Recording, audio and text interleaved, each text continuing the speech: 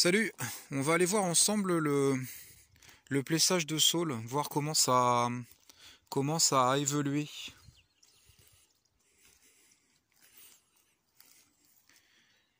Alors là c'est la mare. Si vous vous souvenez, moi je vais essayer d'approcher un peu. Si vous vous souvenez bien, en fait ici il y avait plein d'arbres couchés et c'était impraticable. Donc j'ai tout nettoyé et puis l'eau commence à revenir là, il vient de pleuvoir. Le week-end dernier il n'y avait plus d'eau du tout. Et là ça commence à revenir. Mais on n'était pas venu pour ça. Je vais vous montrer le plessage. Donc au départ je pars sur un saule comme ça. Je l'entaille aux 2/3 et puis ensuite je le couche. Et voilà ce que ça donne.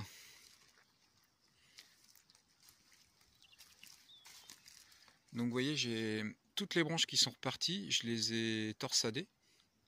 C'est pas du tressage comme on peut voir des fois du super joli tressage. Là c'est juste couché et puis mélanger les unes aux autres. L'idée c'est de faire une haie.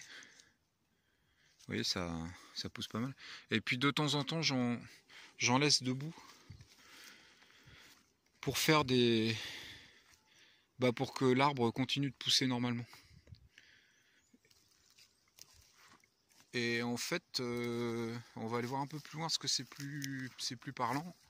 Voilà, donc ça c'est un deuxième arbre que j'ai couché. Donc là, vous voyez, il y a une branche qui est toute seule là. Je vais vous montrer. Je l'attrape et puis je la passe dessous. Voilà, je l'entortille en fait avec les autres et puis c'est tout. C'est pas compliqué. Il n'y a pas besoin d'avoir bac plus 5 pour faire ça. Et puis en fait, ça fait ça fait comme une clôture. On va aller voir derrière ce que ça donne. Donc là c'est pareil, c'est entortillé. Et j'avais coupé des branches que j'avais plantées dans le sol.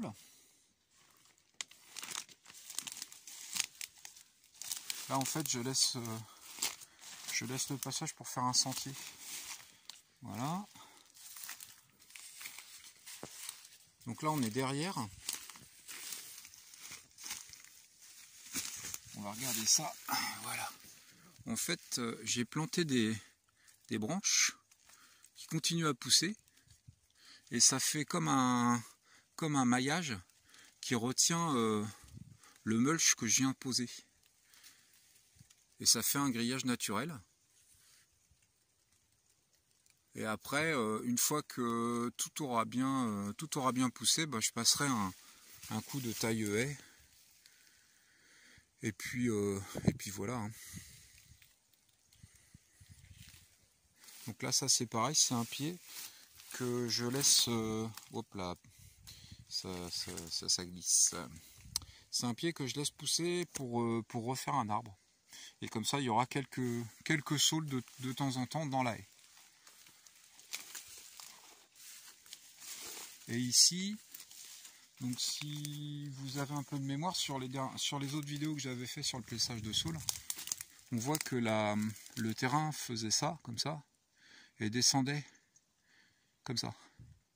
Alors là, j'ai ramené de la terre, du foin, de la paille, des bouts de bois, et j'en mets tout le temps, dès que j'en ai.